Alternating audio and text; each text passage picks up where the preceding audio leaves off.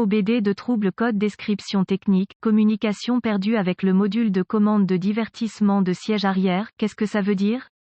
Il s'agit d'un code générique de diagnostic du système de communication qui s'applique à la plupart des marques et modèles de véhicules OBDII. Ce code signifie que le module de commande de divertissement de siège arrière RSECM et les autres modules de commande du véhicule ne communiquent pas entre eux. Le circuit le plus souvent utilisé pour communiquer avec est connu sous le nom de communication de bus de réseau de zone de contrôleur, ou simplement bus CAN. Les modules communiquent entre eux via un réseau, un peu comme le réseau que vous avez à la maison ou au travail. Il existe plusieurs systèmes de réseau utilisés par les constructeurs automobiles. Avant 2004, les systèmes de communication de module à module les plus courants, pas tout compris, étaient l'interface de communication série ou SCI, bus SAEJ1850 ou PCI, et Chrysler Collision Detection, ou CCD. Le système le plus couramment utilisé après 2004 est connu sous le nom de communication par bus de réseau de zone de contrôleur, ou simplement, bus CAN, était également utilisé avant 2004 sur un petit segment de véhicules. Sans ce bus CAN, les modules de commande ne peuvent pas échanger d'informations et votre outil d'analyse peut ou non être en mesure d'obtenir des informations du véhicule. Selon le circuit concerné, le module de commande de divertissement de siège arrière RSECM est généralement situé derrière le tableau de bord ou dans la console centrale, généralement au centre du véhicule. Il reçoit les entrées d'une variété de capteurs, certains câblés directement sur celui-ci, tandis que la plupart sont envoyés sur le système de communication par bus à partir du module de commande du groupe motopropulseur PCM. Il s'interface avec la radio et, dans certains cas, remplace la radio. Ces entrées permettent au module de contrôler les informations affichées et lues via le RSECM. Les étapes de dépannage peuvent varier selon le fabricant, le type de système de communication, le nombre de fils et la couleur des fils dans le système de communication, gravité du code et symptômes. Dans ce cas, la gravité n'est jamais grave, car il s'agit d'un appareil de confort client. Le fonctionnement du véhicule n'est en aucun cas affecté par l'absence de fonctionnement du RSECM. Les symptômes d'un code U0196 peuvent inclure RSECM ne fournissant aucune information, aucun son, écran éventuellement vide, RSECM ne s'allume pas, ne fonctionne pas. Les causes, en règle générale, les causes de ce code à définir sont les suivantes: ouvert dans le bus CAN plus ou circuit, court-circuit à l'alimentation ou à la terre dans l'un des circuits du bus CAN, pas d'alimentation ou de mise à la terre au module RSECM, rarement, module de commande défectueux, procédure de diagnostic et de réparation. Un bon point de départ pour tous les diagnostics électriques est de vérifier les bulletins de service technique (BST) pour votre véhicule. Le problème que vous rencontrez est peut-être connu d'autres personnes sur le terrain. Un correctif connu a peut-être été proposé par le fabricant et peut vous faire économiser du temps et de l'argent lors du diagnostic. Il est supposé à ce stade qu'un lecteur de code est à votre disposition, car vous avez pu accéder au code jusqu'à présent. Vérifiez s'il existe d'autres codes d'erreur de diagnostic liés à la communication par bus ou à la batterie, allumage. Si tel est le cas, vous devez d'abord les diagnostiquer, car un diagnostic erroné peut survenir si vous diagnostiquez le code U0196 avant que l'un des codes de base ait été diagnostiqué et réparé de manière approfondie. Si le seul code que vous obtenez des autres modules est le U0196, essayez d'accéder au RSECM. Si vous pouvez accéder au code à partir du RSECM, alors le code U0196 est soit intermittent soit un code mémoire. En cas d'impossibilité d'accéder au RSECM, le code U0196 que les autres modules définissent est actif et le problème est là maintenant. L'échec le plus courant est un défaut de circuit qui entraîne une perte d'alimentation ou de mise à la terre du module de commande de divertissement du siège arrière. Vérifiez tous les fusibles qui alimentent le module RSECM sur ce véhicule. Vérifiez tous les motifs du RSECM. Localisez l'emplacement des points de fixation au sol sur le véhicule et assurez-vous que ces connexions sont propres et serrées. Si vous le devez, retirez-les. Procurez-vous une petite brosse à poils métallique et une solution de bicarbonate de soude, eau et nettoyez chacun, le connecteur et l'endroit où il se connecte.